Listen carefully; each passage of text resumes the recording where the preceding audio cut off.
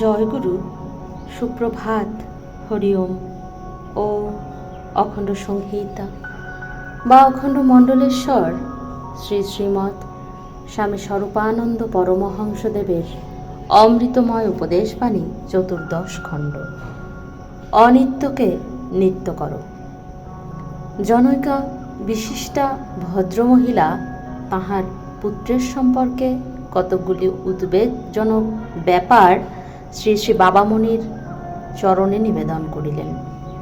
শ্রী শ্রী বাবামণি বলিলেন, মা গো, মাতা হিসাবে পুত্রের প্রতি তোমার কর্তব্য অসীম, কিন্তু ভক্ত হিসাবে ভগবানের প্রতি তোমার কর্তব্য তার চেয়েও বৃহৎ, তার চেয়েও মহৎ।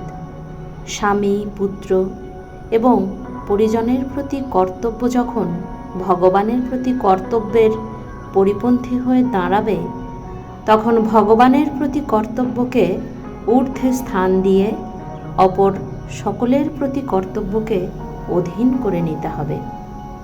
স্বামী, পুত্র বা পরিজনের সঙ্গে সম্বন্ধ দুদিনের, ভগবানের সঙ্গে সম্বন্ধ নিত্যকালের।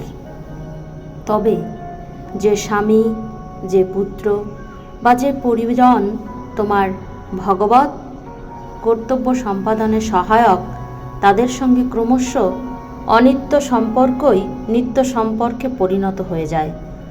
অনিত্য জগৎকে বর্জন তোমার লক্ষ্য হবে না, তোমার লক্ষ্য হবে অনিত্যকে নিত্যে পরিণত করা, অস্থিরকে চিরস্থির করা, মরণশীলকে অমর করা, ধ্বংসশীলকে সনাতনে রূপান্তরিত করা, পরিবর্তনশীলকে শাশ্বত বস্তুতে পরিণত করা।